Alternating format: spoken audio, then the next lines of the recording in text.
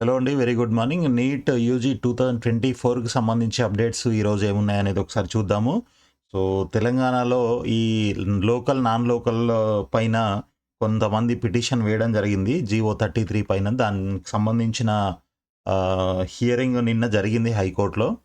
So, దానికి సంబంధించిన తీర్పు ఏమొచ్చింది, ఏంటి అనేది ఒకసారి వీడియోలో చూద్దాము. సో, ఆ వీడియోలోకి వెళ్ళే ముందు మీరు ఇప్పటివరకు ఛానల్‌ని సబ్స్క్రైబ్ చేయనట్లయితే దయచేసి ఇప్పుడే సబ్స్క్రైబ్ చేసుకోండి. సో, తెలంగాణలో శాశ్వత నివాసితులు స్థానిక కోటా ప్రవేశాలకు అర్హులే అని చెప్పేసి క్లియర్‌గా మనకి హైకోర్టు డైరెక్ట్ చేయడం జరిగిందనమాట. సో, స్థానికత నిర్ధారణకు ఎలాంటి మార్గదర్శకాలు లేవు. అంటే లోకల్ అని డిసైడ్ చేయడానికి ఒక నిర్దిష్టమైన గైడ్‌లైన్స్ అటువంటివి ఏమీ లేవు. సో, వాటిని రూపొందించేందుకు ప్రభుత్వానికి అవకాశం ఇస్తున్నామని చెప్పేసి హైకోర్టు చెప్తుంది. ఆ నిబంధనల ఆధారంగానే విద్యార్థులకు సీట్ల కేటాయింపు. వైద్య కళాశాలల ప్రవేశాలలో స్థానికత వివాదంపై హైకోర్టు తీర్పు. సో, ఇదండి మెయిన్ హెడ్లైన్స్ అనమాట ఇవి దీనికి సంబంధించి. సో, ఇక మనం డీటెయిల్స్‌లోకి వెళ్ళినట్లయితే ఒకసారి క్లియర్‌గా ఈ న్యూస్ అంతా కూడా మీకు చదివి వినిపిస్తాను. ఒకసారి చూడండి. సో, తెలంగాణలోని మెడికల్, డెంటల్ కళాశాలల్లో చేపట్టనున్న ప్రవేశాల్లో ఈ రాష్ట్రంలో శాశ్వత నివాసం ఉంటున్న స్థానికులకు అవకాశం కల్పించాల్సిందేనని హైకోర్టు స్పష్టం చేసింది. మెడికల్ అడ్మిషన్ల నిబంధనలకు జీవో 33 ద్వారా చేసిన సవరణ 3ఏను రద్దు చేస్తే దేశవ్యాప్తంగా ఉన్నవారంతా 85% లోకల్ కోటా కింద ప్రవేశాలు పొందే అవకాశం ఉందని పేర్కొంది. ఓకే, అర్థమవుతుందా? చాలా క్లియర్‌గా వినండి. ఈ కారణంగానే ప్రభుత్వం తీసుకొచ్చిన సవరణ జీవోను రద్దు చేయడం లేదని తన 71 పేజీల తీర్పులో పేర్కొంది. అయితే విద్యార్థుల స్థానికతను నిర్ధారించడానికి ఎలాంటి మార్గదర్శకాలు లేవని, వాటిని రూపొందించే అవకాశాన్ని ప్రభుత్వానికి ఇస్తున్నామంది.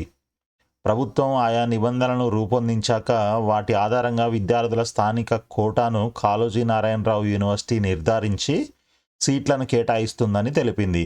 ఆల్ ఇండియా సర్వీసు ఉద్యోగుల పిల్లలకు మీనాక్షి మాలిక్ కేసులో సుప్రీంకోర్టు వెలువరించిన తీర్పు ప్రకారం స్థానిక కోటా కింద సీట్లను కేటాయించాల్సి ఉందని, దీనికి అడ్వకేట్ జనరల్ సైతం అంగీకరించారంది. సో, మెడికల్ అడ్మిషన్ల నిబంధనలను 2017లో రూపొందించిన నిబంధనలను సవరించి 3ఏ నిబంధనను చేరుస్తూ రాష్ట్ర ప్రభుత్వం జూలై 9న జారీ చేసిన జీవో నంబర్ 33ను సవాల్ చేస్తూ హైకోర్టులో 53 పిటిషన్లు దాఖలయ్యాయండి. సో, 53 పిటిషన్లు అంటే 53 మంది అయి ఉండొచ్చు మేబీ. వీటిపై సుదీర్ఘ వాదనలు విన్న ప్రధాన న్యాయమూర్తి justice Alok Aradhe, justice J శ్రీనివాసరావులతో కూడిన ధర్మాసనం గురువారం తీర్పు వెలువరించింది. పిటిషనర్ల తరపున సీనియర్ న్యాయవాదులు డివి సీతారామూర్తి, బి మయూర్ రెడ్డి తదితరులు వాదనలు వినిపిస్తూ స్థానికత నిబంధనపై గత ఏడాది హైకోర్టు ఇచ్చిన తీర్పునకు విరుద్ధంగా ప్రభుత్వం జీవో జారీ చేసింది. అర్హత పరీక్ష, ఇంటర్తో పాటు వరుసగా 4 ఏళ్లు తెలంగాణలోనే చదివి ఉండాలన్న నిబంధన శాశ్వత నివాసులకు అవకాశం లేకుండా చేస్తుంది. మెరుగైన విద్యా సంస్థలు, ఇతర కారణాలతో ఇతర రాష్ట్రంలో ఇంటర్ చదివిన విద్యార్థులు ఈ జీవో కారణంగా అవకాశం కోల్పోతారు అని ఆందోళన వ్యక్తం చేశారు. అనంతరం అడ్వకేట్ జనరల్ ఏ సుదర్శన్ రెడ్డి వాదనలు వినిపిస్తూ ఆంధ్రప్రదేశ్ పునర్వ్యవస్థీకరణ చట్టం ప్రకారం ఉమ్మడి రాష్ట్ర ఉన్నత విద్యా సంస్థల్లో తెలంగాణ, ఏపీల విద్యార్థులకు 10 ఏళ్ల పాటు సమాన అవకాశాలు కల్పించాలి.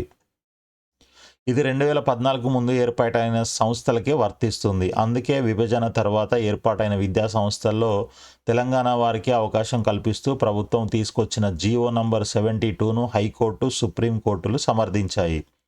మరోవైపు విభజన జరిగి 10 ఏళ్లు ముగిసిన తర్వాత మెడికల్ అడ్మిషన్ల నిబంధనలకు సవరణ చేయాల్సి వచ్చింది అని వివరించారు. అదండి 2014 కంటే ముందున్న వాటికి 10 ఇయర్స్ దాకా ఇద్దరికి ఈక్వల్ షేర్ ఉంటుంది. అండ్ 10 ఇయర్స్ దాటిన తర్వాత అంటే ఆ 14 తర్వాత వచ్చిన ఇన్స్టిట్యూషన్స్ ఏవైతే ఉన్నాయో వాటిలో మాత్రం అన్నీ తెలంగాణ వాళ్ళకి ఇవ్వాలన్నట్టుగా ఏదైతే జీవోలు ఉన్నాయో వాటిని హైకోర్టు, సుప్రీంకోర్టు కూడా సమర్థించాయని చెప్తున్నారనమాట. సో, నియామకాలు వాటి లక్ష్యాలను చేరుకునేలా ఉండాలి అని చెప్తున్నారు. ఇరుపక్షాల వాదనలు విన్న ధర్మాసనం తెలంగాణలో శాశ్వత నివాసం ఉన్నవారికే మెడికల్, డెంటల్ కోర్సులో అడ్మిషన్లు కల్పించడమే ప్రభుత్వం తీసుకువచ్చిన సవరణ నిబంధన 3A ఉద్దేశంగా తెలుస్తుంది. ఈ ఉద్దేశం మంచిదే, తెలంగాణ పిల్లలకే ఇవి మెడికల్, డెంటల్ కోర్సులు అడ్మిషన్లు కల్పించాలి అన్న ఉద్దేశం అయితే ఏదైతే ఉందో అది కరెక్టే ఉంది అని చెప్పేసి హైకోర్టు అంటుంది. అండ్ దీని ప్రకారం అభ్యర్థులు 4 ఏళ్ళు వరుసగా తెలంగాణలోనే చదివి ఉండాలి, శాశ్వత నివాసులై ఉండాలి, అంతేకాకుండా అర్హత పరీక్షను తెలంగాణ నుంచే రాసి ఉండాలి. అయితే ఏవైనా నియమాలను రూపొందించే ముందు అవి తమ లక్ష్యాలను చేరుకునేలా చూడాలి. తెలంగాణకు చెందిన వ్యక్తి నిర్దేశిత అర్హత పరీక్షను ఈ రాష్ట్రం నుంచి రాయలేదన్న కారణంగా అడ్మిషన్ను నిరాకరిస్తే ఆ నిబంధన ఉద్దేశం నెరవేరనట్లే. సో చూడండి, ఇక్కడ కొన్ని కండిషన్స్ ఏవైతే తెలంగాణలో చదివి ఉండాలి, శాశ్వత నివాసులై ఉండాలి, అంతేకాకుండా అర్హత పరీక్షను అంటే ఏదైతే నీట్ ఎగ్జామ్ ఉందో ఆ ఎగ్జామ్ని తెలంగాణ నుంచే రాసి ఉండాలి, లేకపోతే క్వాలిఫైయింగ్ ఎగ్జామ్ ఇంటర్ కూడా ఇక్కడ నుంచే రాసి ఉండాలి. ఇలాంటి కండిషన్స్ ఏవైతే ఉన్నాయో ఆ కండిషన్స్ని ఎందుకు పెడతారు? ఒక లక్ష్యం కోసం పెడతారు, అంటే ఈ లోకల్ అనేది డిసైడ్ చేయడం కోసం. బట్ అవి నెరవేరేలా చూసుకోవాలి.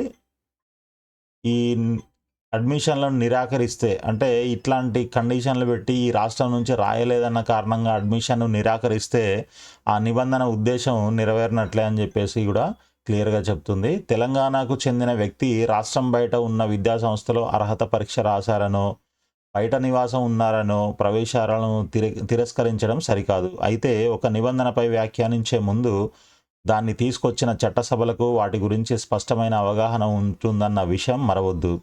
చెల్లని చట్టాలను చట్టసభలు ఎప్పుడూ తీసుకురావు. స్థానికులకు అవకాశం కల్పించడానికే రాష్ట్ర ప్రభుత్వం ఈ నిబంధన తీసుకువచ్చింది. ఈ దశలో దీన్ని రద్దు చేస్తే దేశవ్యాప్తంగా ఉన్నవారు తెలంగాణలో మెడికల్ అడ్మిషన్లకు అర్హులవుతారు. చూడండి, ఇక్కడ మీరు పాయింట్ అర్థం చేసుకోవాల్సింది ఏంటి అని అంటే, దీన్ని రద్దు చేయమని చెప్పేసి చాలామంది 53 మంది పిటిషన్లు వేశారు కదా. సో దీన్ని రద్దు చేస్తే ఏమవుతుంది? దేశంలో ఉన్న వాళ్ళందరూ కూడా దీనికి ఎలిజిబుల్ అవుతారు. ఈ తెలంగాణలో ఉన్న 85% లోకల్ సీట్లు ఏవైతే ఉంటాయో వాటికి మొత్తం అందరు దేశంలో ఉన్న స్టూడెంట్స్ అంతా కూడా అర్హులవుతారు. సో అందుకనే దానివల్ల ఏమవుతుందనంటే, అప్పుడు రాష్ట్రంలో శాశ్వత నివాసం ఉంటున్న వారు నష్టపోతారు. ప్రభుత్వం జీవో నంబర్ 33తో తీసుకొచ్చిన 3A నిబంధన తెలంగాణలో శాశ్వత నివాసం ఉన్న వారికి వర్తించదు. అయితే స్థానికత నిర్ధారణకు మార్గదర్శకాలు లేనందున వాటిని రూపొందించడానికి ప్రభుత్వానికి అవకాశం ఇస్తున్నాము. ఇవి రూపొందాక కాళోజీ నారాయణరావు యూనివర్సిటీ స్థానిక విద్యార్థులకు వాటిని అన్వయింపజేసి సీట్లను కేటాయిస్తుంది అని తీర్పులో పేర్కొంది.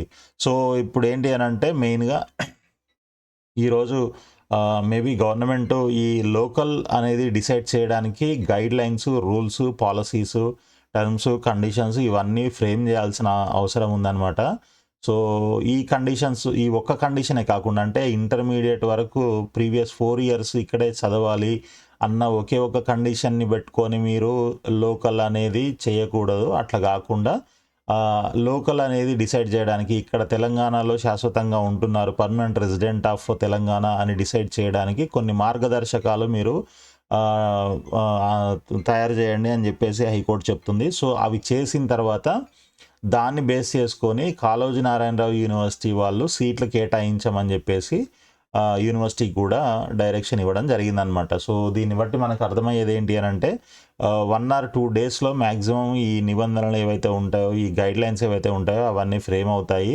సో దాన్ని బేస్ చేసుకొని మనకి మొన్న రీసెంట్గా ఆల్రెడీ అప్లైడ్ క్యాండిడేట్ లిస్ట్ వచ్చింది. దాంట్లో 990 క్యాండిడేట్స్ నాన్ లోకల్ కింద ఉన్నారు. సో దాంట్లో నుంచి ఎంతమంది లోకల్ అవుతారు అనేది చూడాలి. ఇప్పుడు ఈ హైకోర్టు ఇచ్చిన తీర్పుతోని వాళ్ళు కనుక రెసిడెన్స్ సర్టిఫికేట్ కానీ, లేకపోతే ఇంకోటి అంటే ఈ గైడ్ లైన్స్ ఏవైతే ఉంటాయో, ఈ మార్గదర్శకాలు ఏవైతే రూపొందిస్తారో వాటి ప్రకారంగా లోకల్ అయ్యే క్యాండిడేట్లు ఎంతమంది ఉంటారు అనేది కూడా మనకి ఇక్కడ పాయింట్ అనమాట.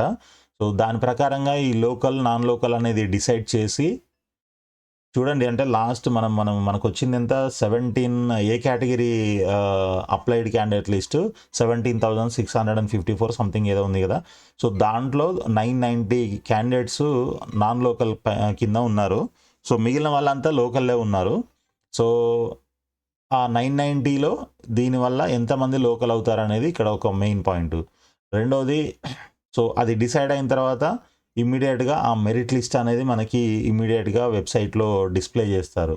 అది రాగానే దాని తర్వాత నెక్స్ట్ సీట్ మ్యాట్రిక్స్ కూడా పెట్టేస్తారనమాట. సో సీట్ మ్యాట్రిక్స్‌తో పాటు మేబీ మనకి వెబ్ ఆప్షన్స్ పెట్టుకోవడానికి డేట్స్ కూడా అనౌన్స్ చేసే అవకాశం ఉంది. ఇదంతా కూడా నాకు తెలిసి ఈ 2-3 డేస్ లో రావచ్చు. మేబీ రేపు 7వ తారీఖు వినాయక చవితి ఉంది. తర్వాత సండే ఉంది. బట్ సాటర్డే, సండేలు కూడా కాళోజీ నారాయణరావు యూనివర్సిటీ చాలా చక్కగా పనిచేస్తుంది. ఎందుకనంటే మనకు ప్రీవియస్ డేస్‌లో, ఇయర్స్‌లో మనకి ఈ మెరిట్ లిస్టులు గానీ, లేకపోతే నోటిఫికేషన్లు గానీ ఇట్లాంటివన్నీ కూడా వాళ్ళు సాటర్డే, సండే చూసుకోకుండా అన్నీ ఇచ్చేస్తున్నారు. ఎందుకనంటే ఇప్పటికే అకాడమిక్ ఇయర్ చాలా డిలే అయిపోయింది కాబట్టి రకరకాల ఇష్యూస్ వల్ల.